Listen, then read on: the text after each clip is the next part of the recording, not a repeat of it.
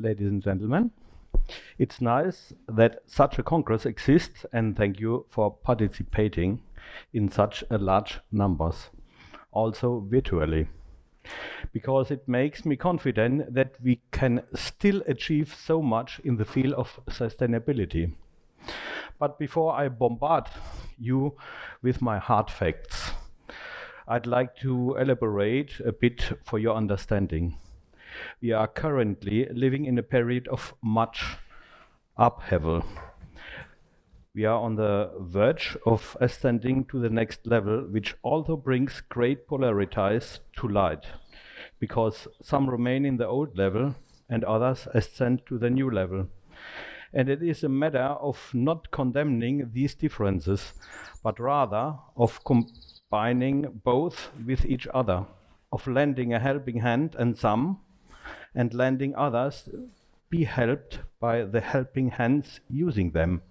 Because one thing is clear, we can only move together, especially when it comes to climate protection and sustainability. So I would like to take you on a little journey. Please make yourselves comfortable in your seats and briefly close your eyes. Imagine that you are on a trip to a forest. You get out of your car and the weather is great. You walk from the parking lot into a wide forest path. The sun is shining warmly on your arm, and you also notice the cooling shade as you walk. You hear the water of the little stream flowing, and you keep walking and hear the rustling of leaves under your steps. The stick cracks under your foot, and you look up and see a fox crossing the path in the distance. You keep walking.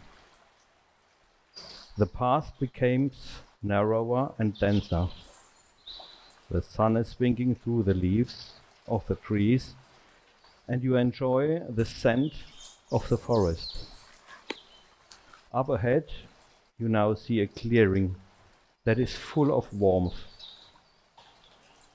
When you get there, you sit down.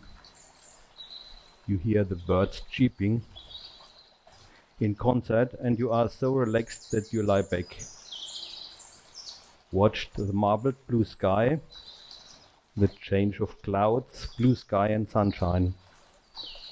We are relaxing, isn't it? And now, when I ring the bell, you slowly come back into the room and slowly open your eyes again.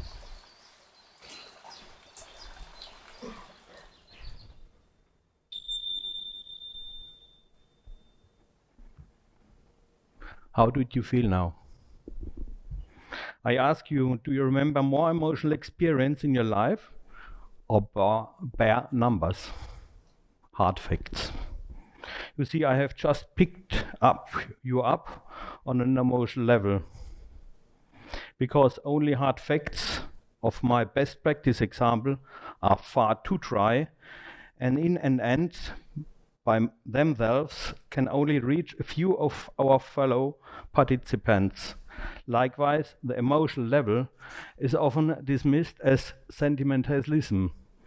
Both are polarized, which by themselves will only achieve moderate effects, but if placed beside each other as the full picture, their full effects unfold.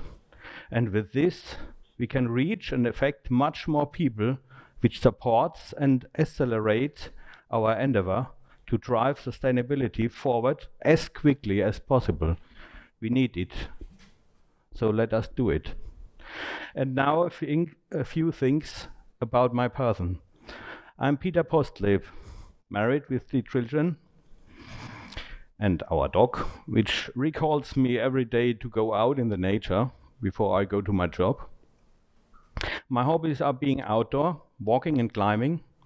I love being in nature. My sustainable attitude comes from my grandfather, who was a hunter and took care of his hunting grounds according to the motto, cherish, maintain, preserve.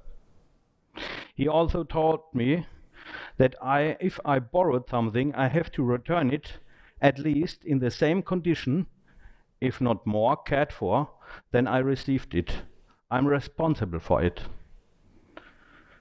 And we have the responsibility to preserve our surroundings, the environment, and nature for our children, the next generations, because we have borrowed it only for our lifetime and have the responsibility to pass it on cared for and well preserved.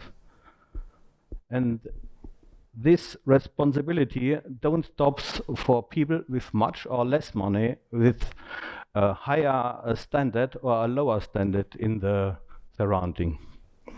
There applies sustainability is not a matter of financial aspect. Sustainability is a matter of personal attitude. And now I begin with my hard facts.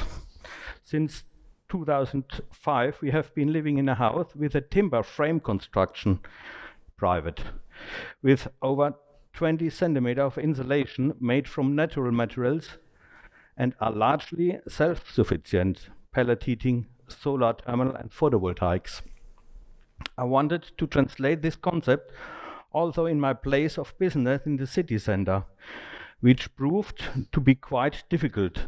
Statutes of the city administration or building fabric, further legal restriction, sloth of public administration and various other things. But I didn't let myself be prevented from doing the sustainability things. We just started in 2008.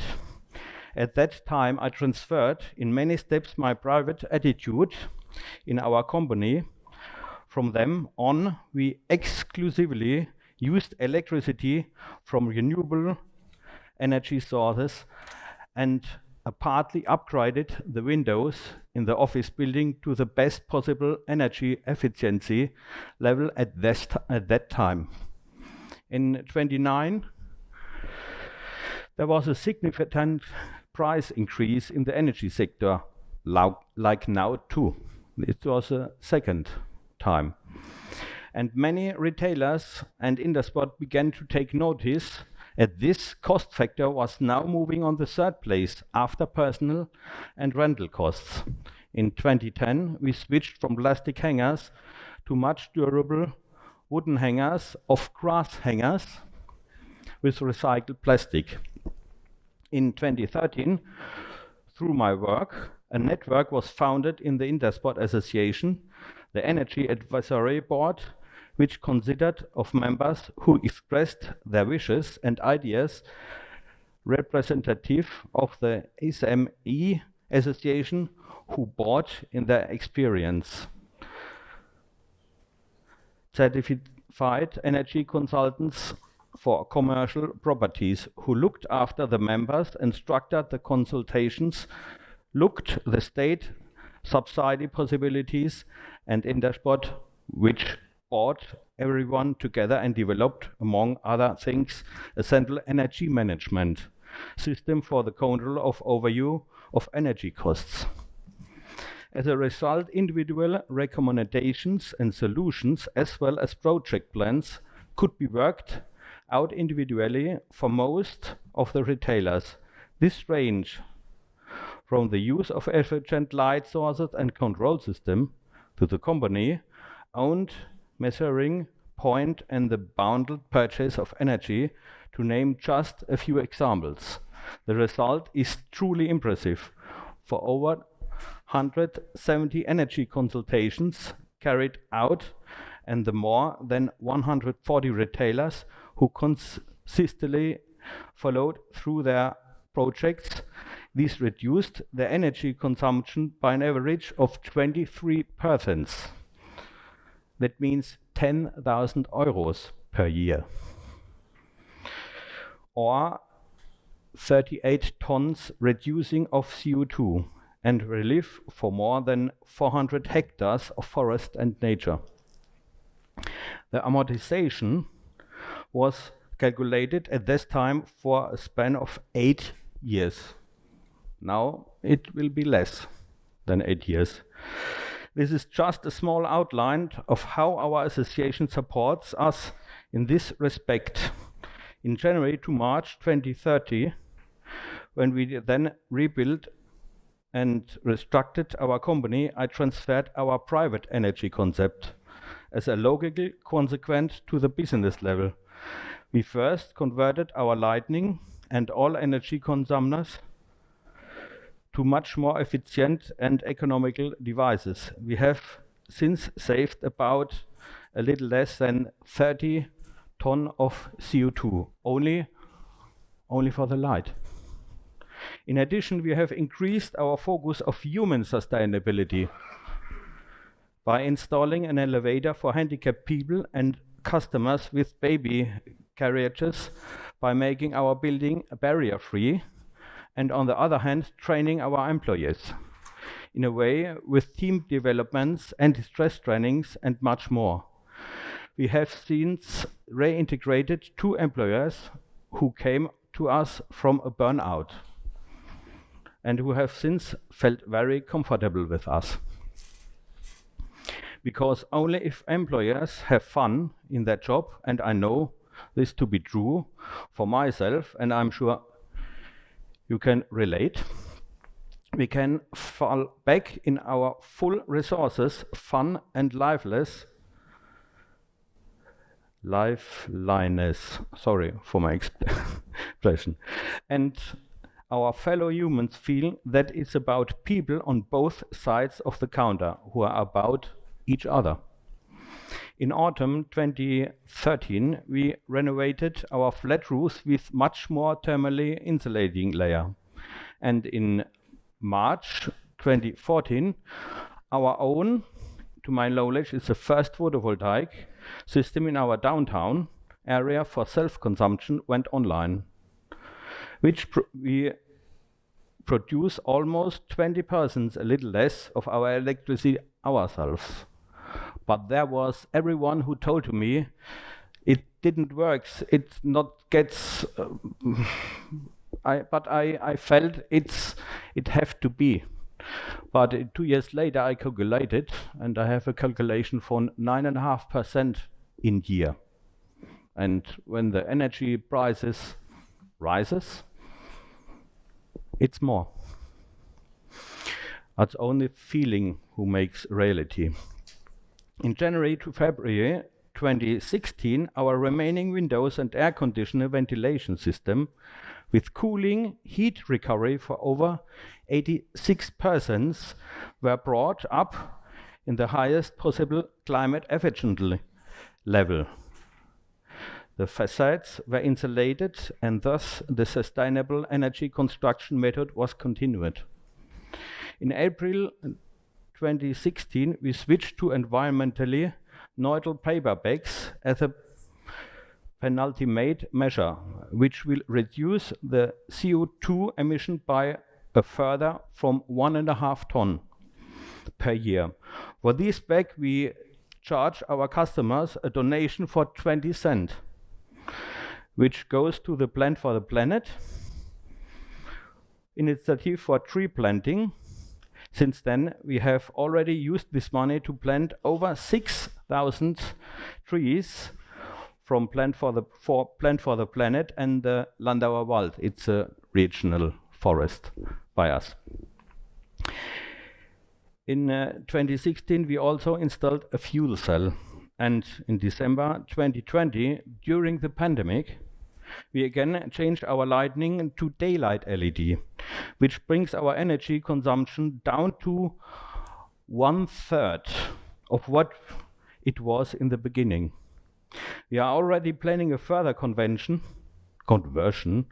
in which we would like to change our heating to wood pellets or hydrogen and a hydrogen car. And we are waiting for further developments.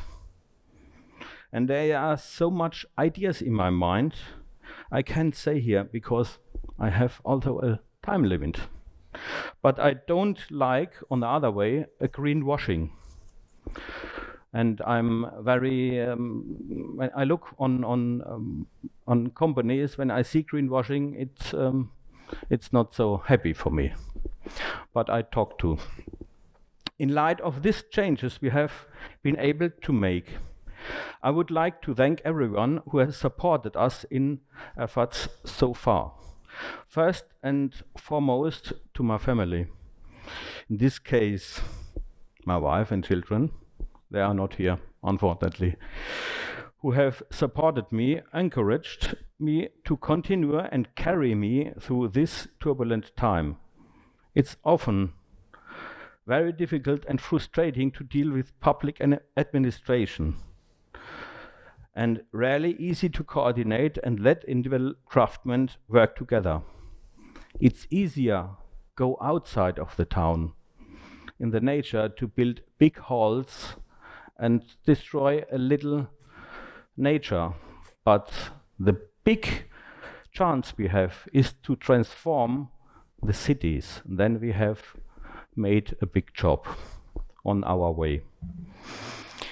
Many thanks also for our purchasing association of Intersport, the Mittelstandsverbund, and everyone else who has been involved. As you can see, many competent hands are needed here, and I once again call upon those present here to give their support in order to improve the framework conditions, not only here, but in this sense everywhere, so that this path is chosen even more and gains traction. I also thank you for attention and would like to conclude my presentation with two quotes. One of them, the first, from Charles Darwin, before we move to the next speaker. Anything that is against the nature will not last in a long run, not even us. Or in my words, everything that is true is worth something, and as our nature has shown us for thousands of years, it must be preserved.